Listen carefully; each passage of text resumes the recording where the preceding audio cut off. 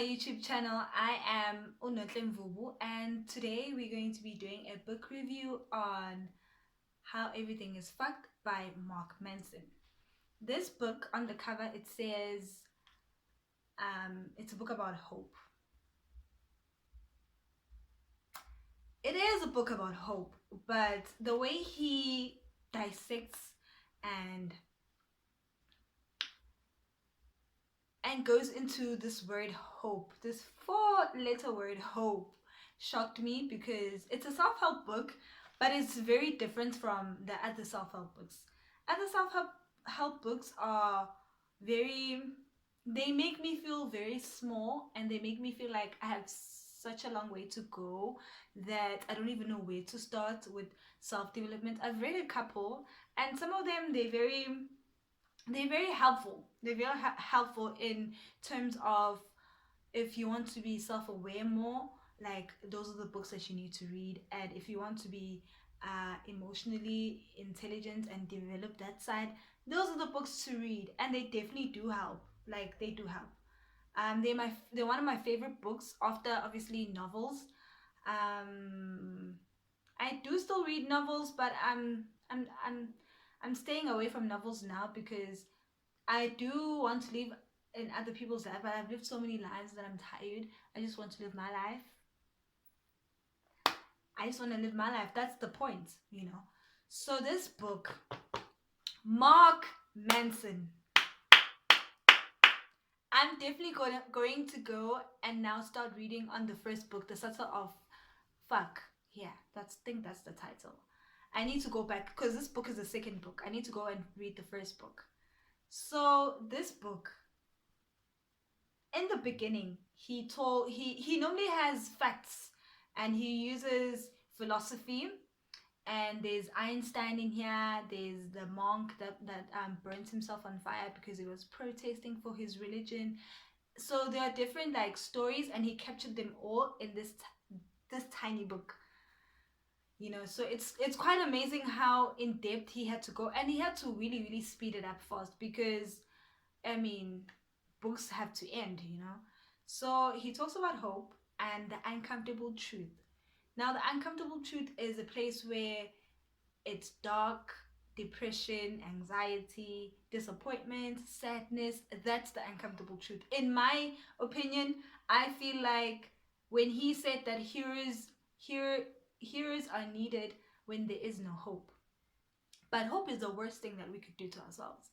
Like, that's the uncomfortable truth. That hope comes with disappointments. If that thing that you were hoping for doesn't come to life or doesn't come true, then you're gonna be disappointed. What leaves after disappointment? Depression. You're sad, and you have no hope. You think that your life is falling apart. You think where you want your life to be at is not at, so that's why you then fall back on this depression cycle. So that is like the uncomfortable truth, that we mustn't always be hoping for things, because hope has these negative connotations to it. And to think of it, okay, it makes sense when I read the book, but when I had to stop and think, I was like, damn, I never grasped it the way he put it. So he goes into depth about that. Like, hope is a good thing, but it also is a bad thing, especially if you're gonna be a person that's just gonna be hoping and not doing anything. And close to the end of the book, he actually says that, why do we hope? We should be better. We should do better. Why are you hoping for this year to be a better year? Why don't you do better? Do things that will make this year a better year. So he's more into like the type of guy who's very practical and action. So I like that about him. So there were different quotes from the book that actually got me to stop and think and reflect on my life. And I definitely I will take some of the pointers from this book because it's an amazing book. I definitely recommend it for everyone and anyone, actually. So he carries on talking, and in other sections he talks about the thinking brain and the feeling brain. So these are the two parts of the brain, the left and the right. So the thinking brain, if it's factual, it's subjective, and there's process to it. You just don't make a decision without using your thinking brain, obviously. And there's a feeling brain. The feeling brain drives our emotions. They're like very impulsive. So let's just say you want to lose weight, but every single time you're driving by McDonald's, you get this urge that you're hungry just because you saw McDonald's. You weren't hungry all this time, but now you see it. So now your feeling brain is taking control. And they obviously will be an imbalance between the thinking brain and the feeling brain, because the thinking brain knows that it's a goal of yours to to lose weight, but now your feeling brain is taking over. So he definitely does say that these two needs to be balanced out, and that most of your decisions needs to happen with both of your brains. You mustn't just go with like, oh, it feels right, so it must be right. Because a lot of people use that, like, oh, it felt so right that I just did it. But sometimes you need to also think of the process. You know, you have to be logical in everything that you do. I'm still learning. I don't want to lie. Making decisions for me is, I'm very a indecisive person. So making big decisions is very hard for me. Making small decisions is just, everything is hard for me. So I still need to work on that on myself. Honestly, I do. Because the older I get, the more decisions that I need to make on a daily basis. So I need to just really, really start small and let my thinking brain drive my brain. So he also talks about the IE, and that the IE is close to the end of the book, guys. That section, I was confused. The IE is technology. It's the advanced techno. If you guys know, you guys know. I honestly felt like he rushed through that, and I was not quite understanding. So, but the thing that I like about this book is that you can actually, because at the beginning on the content page, you can actually see the chapters. So you can just go to that chapter and read about it. But I read the whole entire book, obviously. Okay, then he talks about the emo Newton. He uses the Newton laws. Okay, this is interesting, and I even took notes on it, so I'm gonna read on my notes. So if you guys see me reading, please mize me a bit, because I want to read the quote. I don't want to misquote him, because his language, whoo, his humor. Oh, this book is there are a lot of f words in it. If you're not the type of person who wants to read books with a lot of FUs and stuff like that, then I don't recommend it. But it's a good book. You should try it out. It will definitely give you like an insight on your life too, because you get to reflect after reading something. You sit back and you actually reflect, like, wow. So I want to read a quote quickly. So obviously, if you did physics, you know that there are 3 Newton laws, right? Okay, cool. So you basically took those laws, but they now added emotions to it. Okay. So the first one is, for every action there is an equal and an opposite emotional reaction. Okay, here's the example. So if somebody it's like things are happening, it's like everything is happening to us, you know. So let's just say somebody punches you in the face. What's your reaction? You angry, you swear at them, or you punch back, or you fight or flight, the psychology thing, if you guys know, fight or flight. And that is the reaction. So, and then okay, I'm gonna just summarize it at the end. So I'm just gonna read all of his quotes, the 3 quotes of the emo Newton. And I said Newton law, emo Newton, and then I'm gonna just do a quick. So the second one is, our self-worth equals the sum of our emotions over time. Our self-worth equals the sum of our emotions over time. So let's just say you are in a relationship with this guy, right? And this guy has been treating you badly. So, and it has been happening for over time, you know, been treating you badly. So your self-worth will eventually equal the duration of that relationship. So if you guys were dating for a year and this guy wasn't good to you, you'll begin to have self-doubts, like, I'm worthless, he doesn't love me, He says that I'm a bad person.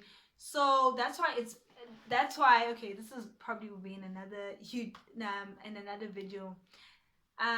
Toxic relationships, even friendships. Hey guys, it's better if you leave, because the longer you stay in it, the more it destroys your self-worth. So you might have been, at first you might have been a happy, excited, outgoing, exuberant person, but now you get into this relationship and this guy is treating you like trash, like trash. And obviously your self-worth, and even when your friends are like, oh friend, you're such an amazing person and you're a good person and you this and that and that, you'll not believe it, because you've been in this. I don't wanna, okay, let me just, because now I'm just going back to the notes, because this will take a long time and that's going to be in a separate video. So okay, so yeah, self-worth over self-worth equals the sum of our emotions over time. Important. Number 3, your identity will stay your identity until a new experience acts against it. Yay! This one hit me. Yo, it hit home. It hit home because when I was reading this book, I was going through some challenges of my own, and I was questioning myself, like, who am I? Like, who am I? Like, am I the person that my friends see every day, or do I have another layer of my of who I am? So it is very important. So he actually specifies that it is very important that the things that we tell ourselves in our brains, the narratives that we give, that we repeat constantly in our brain, are very important, because they become who we are, and the people that we surround ourselves with, they also influence our identity, or they impact it at some point. So that is very important. Guys, I don't know why my camera is flashing. So Mark Manson also talks about pain. He talks that pain is a value and it's a universal constant. So he also talks about Einstein's laws and speed being a constant, but in actual fact he's just like, oh, light and speed, but in actual fact he's just like pain. Pain is a universal concept. Without pain, we would have no value. We would know no value. We would not know what is valuable and what is not, and life would become meaningless. So he definitely, there's a quote that he wrote, and wow, guys, when we deny ourselves the ability to feel pain for a purpose, we deny ourselves the ability to feel any purpose in our lives at all. So basically he's just like, there has to be pain in order there to be growth. There has to be pain in order there to be success. There has to be pain. You have to go through something to reach it, like maybe an accomplishment or something to that form, but there has to be pain. So guys, this man, so he wants us to embrace, so he's like, every single opportunity that brings you pain, embrace it. Don't just brush it off and ignore it, forget about it. Embrace it so that you know the depth of it, for there lies your success, or there lies your achievements, or something like that, to that form, obviously. I am one that still needs to learn to embrace pain. I don't embrace pain at all. I just brush it off, put it at the back of my head until something else happens, and then I also feel double pain. So I definitely need to sort that out in my life. So this book, it's definitely a self-help book, because he also talks about his struggles. He talks about his family.